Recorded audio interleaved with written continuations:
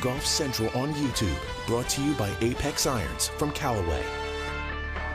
Hello everybody, I'm Cara Banks and this is your Golf Central update. What a day it was in Mayakoba. A lot of drama on moving day at the Worldwide Technology Championship in Mexico. It is your defending champion, Viktor Hovland, who has opened up a two-stroke advantage as he looks to successfully defend the title he won last year with a career low round on the PGA Tour today, a 62.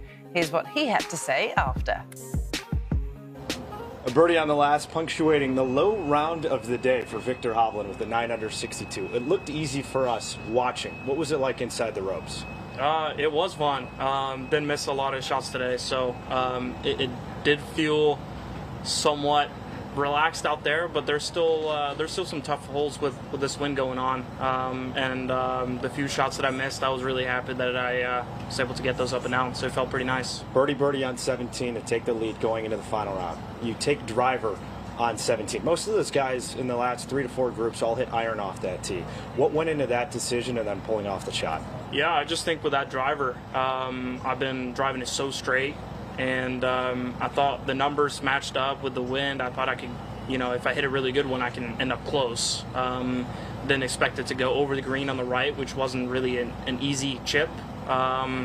But I've been driving it so good, and I thought it was the play, so it didn't really matter if I was behind or leading. If it's the play, it's the play, and just go out and hit it. A broken shaft earlier in the week that we've touched on in the broadcast. Danny Lee was doing some speed training drills with you, and you guys swapped it. You've had James Hahn's shaft. It's an inch shorter, so how has that impacted you this week? Yeah, I think it's half an inch short. Okay. I haven't really measured it out, but I think it actually helps that it's this week, just because it's tight. You don't really need that much length off the tee, and with it being a little shorter, I can hit a little lower, and it's just going so much straighter. Yeah, it's kind of been a blessing in disguise. As defending champ, what's it like now being in this spot with 18 to go?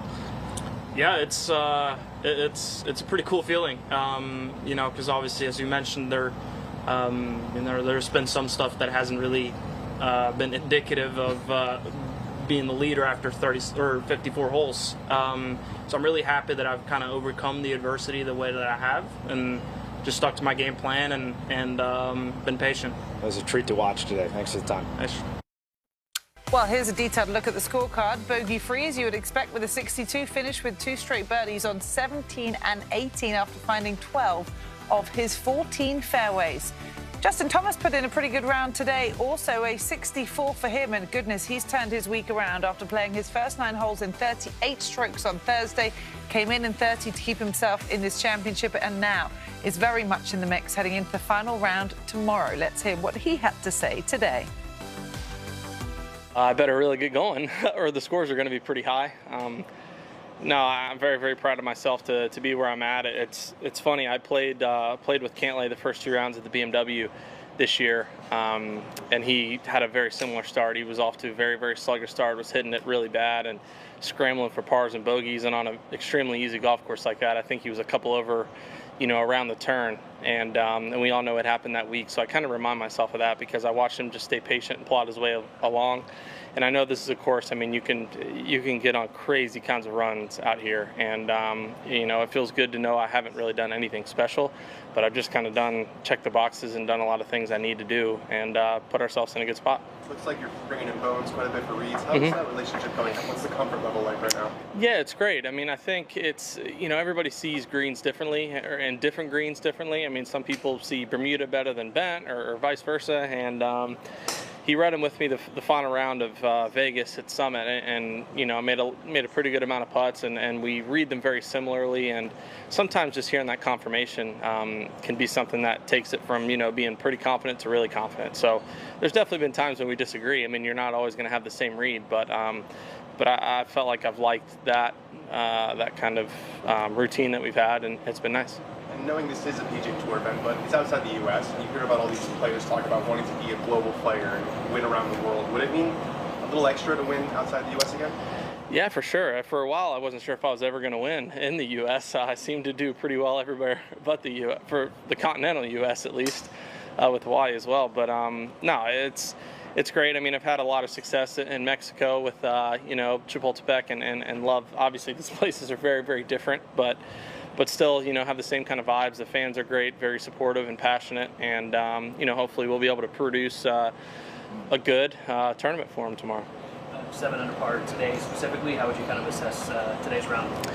I just did everything, you know, pretty well. I'm not doing anything great. I'm not doing anything bad. It's just, I mean, I'm cleaning up nicely on the greens. You know, I feel like my speed on my lag putting, it's not very good this week. I mean, I've had a couple really sloppy 3-putts and had a couple nice saves today to prevent that again. But no, it's just I'm definitely making some of the shorter putts I need to, and it feels good because I know that I'm not getting everything out of my rounds. I mean, I definitely drove it better today than the last 2 days, so I feel like if I drive it well again tomorrow, you know, I should have a pretty good chance come the last couple holes. To that point, I mean, 7 under, but did you feel like you left any out there? Always. I mean, it's golf, and we're pretty stubborn, if you will. So yeah, you could shoot 54 and you think that you left a couple out there. So I definitely did, but I'm very pleased with the day.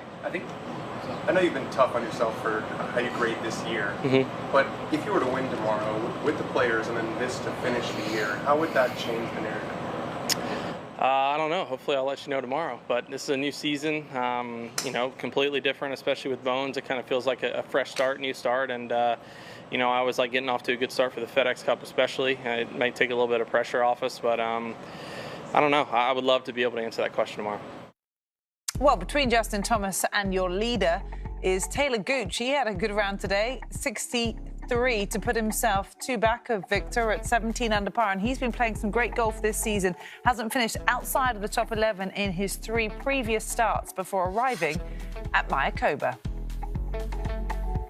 It was one of those days you wish you could bottle that comfort up and keep it forever. The game came easy today, and I hit a bunch of fairways, hit a bunch of greens, and you know, nice, like I said, when you get a chip in, you make a 30-footer, and those are the type of things you need to have happen to turn it from a 67 to 63, 64. So, yeah, I wish I could be that comfortable more often, that's for sure. When was the last time the game came easy for you?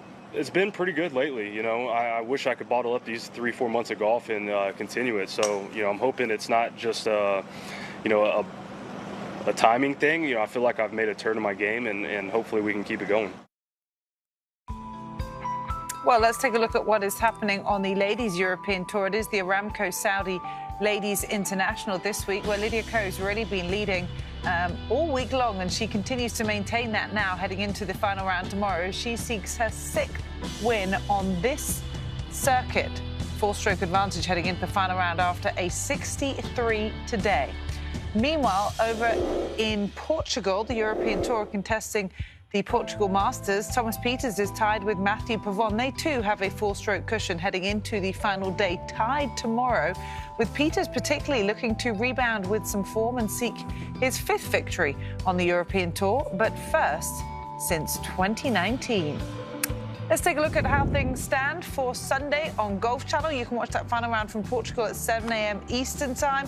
We'll be here with our pre-game coverage at 1 p.m. Eastern to set you up for the final round of the Worldwide Technology Championship at Mayakoba. Before you can watch, well, what is the second leg of the PGA Tour Champions Charles Schwab Cup playoffs at 6 p.m. Eastern Time, but it will be streaming live from 1:30 p.m. Eastern Time on the golfchannel.com and NBC Sports app. We'll see you on Sunday.